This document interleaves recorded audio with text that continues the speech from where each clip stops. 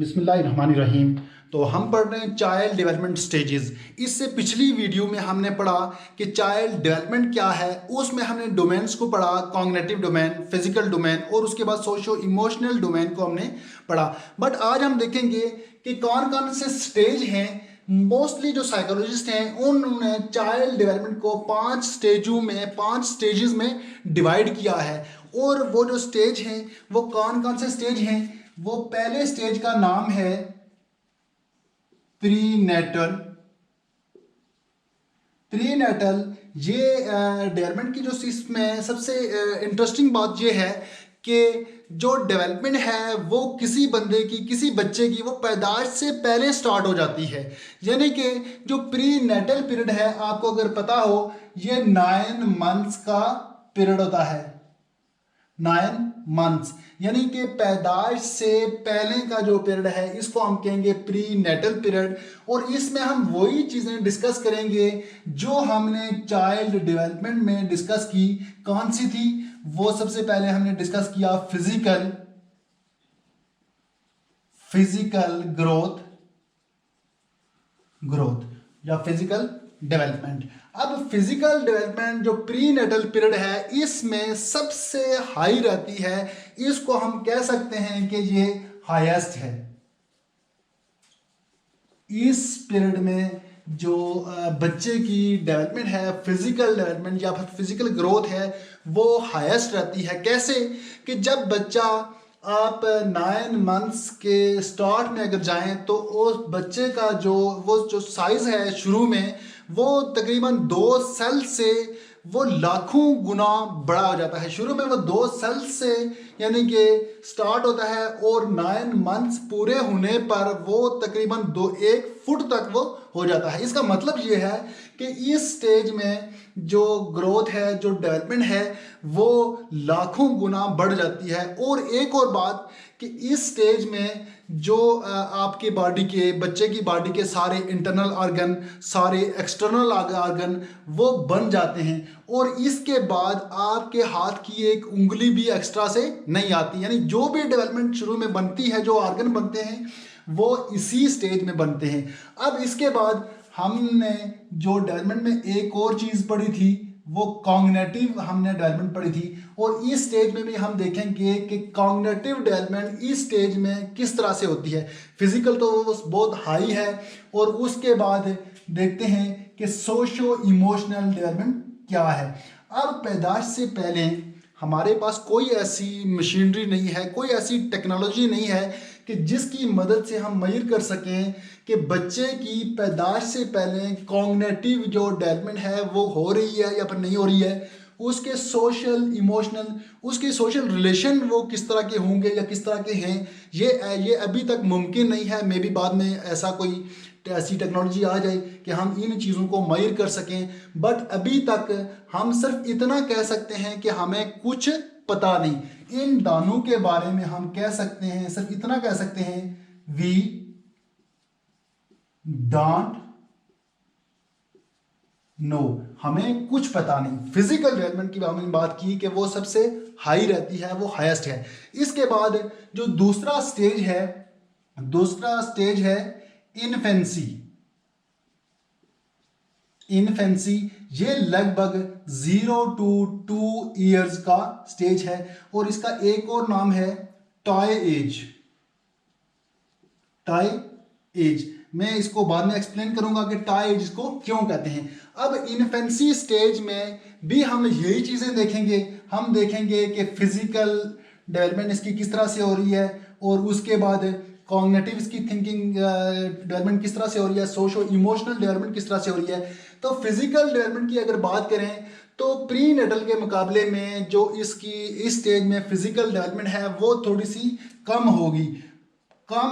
क्यों कि यहाँ आपका जो साइज था एक पेन के नोक से बढ़कर 1 फुट तक हो गया, यानी लाखों गुना बढ़ गया। जब आप पैदा हुए 0 से 2 ईयर के कुछ का जो अरसा है, यहाँ तकरीबन आप 1 फुट से 2 फुट हो गए या फिर 1.5 फुट हो गए। इसका मतलब ये है कि यहाँ जो फिजिकल डेवलपमेंट है इसके मुकाबले में कम है। और अगर इसके बाद वाले स्टेजेस में देखी जाए तो अभी भी जो इन्फेंसी स्टेज है इसमें फिजिकल डेवलपमेंट बहुत हाई है। और उसके बाद अगर कॉग्निटिव डेवलपमेंट को देखा जाए तो कॉग्निटिव डेवलपमेंट भी बच्चे की इस स्टेज में हो रही होती है। उसकी थिंकिंग, उसकी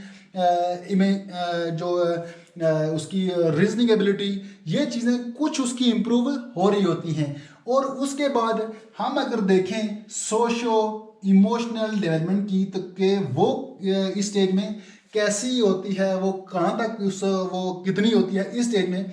तो सोशो इमोशनल जो डेवलपमेंट है इसको हम देखेंगे सोशलाइजेशन। सोशलाइजेशन क्या है कि जब बच्चा दुनिया में आता है तो उसे दुनिया के बारे में कुछ पता नहीं होता कि दुनिया क्या है। वो पैदा होने के बाद वो अपने आप को ढालता है दुनिया के अकॉर्डिंग। इस चीज़ को हम कहते हैं सोशलाइजेशन। अब सोशलाइजेशन की जो प्राइमरी एजेंसी है वो क्या है, वो होम है, बच्चे का होम। यानी इसको हम कह सकते हैं प्राइमरी एजेंसी है। और होम में कौन लोग हैं, इसके होम प्राइमरी सोशलाइजेशन की प्राइमरी एजेंसी होम। और इस सोशलाइजेशन के एजेंट कौन से हैं, इसमें दो तरह के लोग ही होते हैं, पेरेंट्स और सिबलिंग्स। पेरेंट्स यानी बच्चा 0 से 2 साल का जो अरसा है इसमें वो घर में ही रहता है, वो अपने पेरेंट्स से सीखता है, वो अपने बहन भाइयों से सीखता है। तो इसका मतलब ये है कि वो जो उसकी प्राइमरी एजेंसी है सोशलाइजेशन की वो होम है। यानी इन लोगों से वो होम से सीखता है। होम में कौन है लोग हैं, वो होम में जो सोशलाइजेशन के एजेंट हैं वो उसके पेरेंट्स हैं, उसके बहन भाई हैं और उसके माँ बाप हैं। तो इन लोगों से वो सीखता है।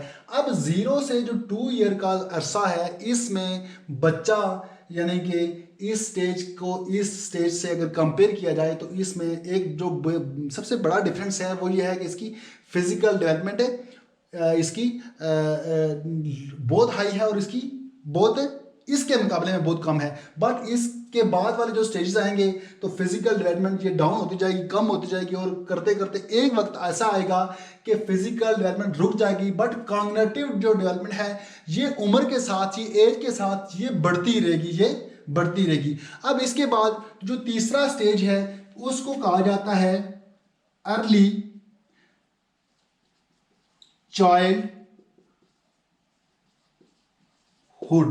चाइल्डहुड। अब इसमें मैं एक चीज भूल गया, टॉय एज किसको कहते हैं कि जब बच्चा 2 साल का होता है तो वो स्कूल नहीं जाता, वो खेलने के लिए बाहर नहीं जाता, वो या तो खिलौनों के साथ खेलता है या अपने माँ बाप के साथ खेलता है। वो घर में रहता है तो वो खिलौनों के साथ ही खेलता है। इसलिए इस जो इन्फेंसी स्टेज है इसको हम टॉय एज भी कहते हैं। अब देखते हैं कि अर्ली चाइल्डहुड में क्या है। तो अर्ली चाइल्डहुड में भी हम इन्हीं तीनों चीज़ों को डिस्कस करेंगे। हम करेंगे फिजिकल, कॉग्निटिव और उसके बाद सोशो इमोशनल है। और ये जो स्टेज है ये लगभग 3 to 6 ईयर्स की एज का स्टेज है। इसमें भी उसी तरह जिस तरह हमने फिजिकल डेवलपमेंट को हमने डिस्कस किया, फिजिकल डेवलपमेंट इस स्टेज के मुकाबले में इसमें थोड़ी सी कम होगी, उसके जो बाकी आने वाले स्टेज में कम होती जाएगी। जबकि जो कॉग्निटिव डेवलपमेंट है बच्चे की वो नेक्स्ट हर एक स्टेज में, हर एक नेक्स्ट आने वाले स्टेज में कॉग्निटिव डेवलपमेंट वो ऊपर जाएगी, वो बढ़ती जाएगी, एज के साथ साथ वो बढ़ती रहेगी। जबकि फिजिकल डेवलपमेंट एक वक्त ऐसा आएगा कि ये रुक जाएगी, उसके बाद नहीं बढ़ेगी, ये स्टॉप हो जाएगी। और यहाँ जो प्राइमरी एजेंसी थी वो होम था, जबकि यहाँ क्या है, यहाँ स्कूल होगा। और स्कूल को हम कहेंगे मेन एजेंसी इसलिए कहेंगे कि स्कूल का जो बच्चे के ऊपर असर पड़ेगा वो उसकी आने वाली लाइफ पे बहुत ज़्यादा पड़ेगा। और यहाँ जो होम का असर पड़ता है वो स्कूल में आने के बाद ये स्टॉप हो जाएगा, वो टेम्परेरी था, ये परमानेंट उसके ऊपर असर पड़ेगा। और इसमें एजेंट कौन से होंगे, सोशलाइजेशन की जो मेन एजेंसी है वो स्कूल है। और इसके जो एजेंट हैं एक टीचर्स और पीयर्स। पीयर्स, यानी कि बच्चा जिनके साथ खेलता है, जिनके साथ रहता है, जिनके साथ पढ़ता है, उसके एज जो उसकी सेम एज के बच्चे हैं वो पीयर्स कहलाएंगे। यानी कि वो उसकी जो सोशलाइजेशन के एजेंट हैं और मेन जो एजेंसी है वो स्कूल है। और इसमें आपने देखा होगा कि बच्चा जब छोटे बच्चे स्कूल से वापस आते हैं, इस एज के बच्चे, तो वापस आके वो हर एक टीचर्स की बात को ज़्यादा प्रायोरिटी देते हैं। जब घर पहुंचते हैं तो वालिदैन उनको कहते हैं, उनके माँ बाप उनको कहते हैं बेटा ये काम इस तरह से नहीं करो, ये काम इस तरह से किया जाता है। जबकि बच्चे वापस जवाब देते हैं नहीं पापा, हमने हमने हमारे टीचर ने ये काम इस तरह से बताया है, वो हम उनकी बात मानेंगे। तो टीचर को इस एज में बच्चे ज़्यादा प्रायोरिटी देते हैं, अपने जो छोटे बहन भाई हैं या दूसरे बड़े बहन भाई हैं उनको प्रायोरिटी कम देते हैं, उनके मुकाबले में पीयर्स को प्रायोरिटी देते हैं। पेरेंट्स के बजाय वो टीचर्स को, बहन भाई के मुकाबले में पीयर्स को वो प्रायोरिटी देते हैं। और इसके बाद इस स्टेज में जो लैंग्वेज है बच्चे की वो डेवलप होती है बहुत तेजी से, और इसको हम कह सकते हैं कि हाईएस्ट रहती है लैंग्वेज डेवलपमेंट। इसलिए हमें चाहिए कि इस एज में बच्चे को ऐसा माहौल प्रोवाइड किया जाए ताकि बच्चे की जो बेसिक स्किल्स हैं, उसकी कम्युनिकेशन स्किल है, वो अच्छी तरह से इम्प्रूव हो जाए, क्योंकि इसका असर उसकी आने वाली लाइफ पे पड़ने वाला है। ये हमने डिस्कस किया चाइल्ड डेवलपमेंट के स्टेजेस, 5 स्टेजेस थे जिनमें से हमने 3 स्टेजेस को यहाँ डिस्कस किया। और जो इसके बाद नेक्स्ट आ रहे हैं 2 स्टेजेस, उनको हम इसी वीडियो को कंटिन्यू करते हुए नेक्स्ट वीडियो में डिस्कस करेंगे। तब तक के लिए अल्लाह हाफिज़।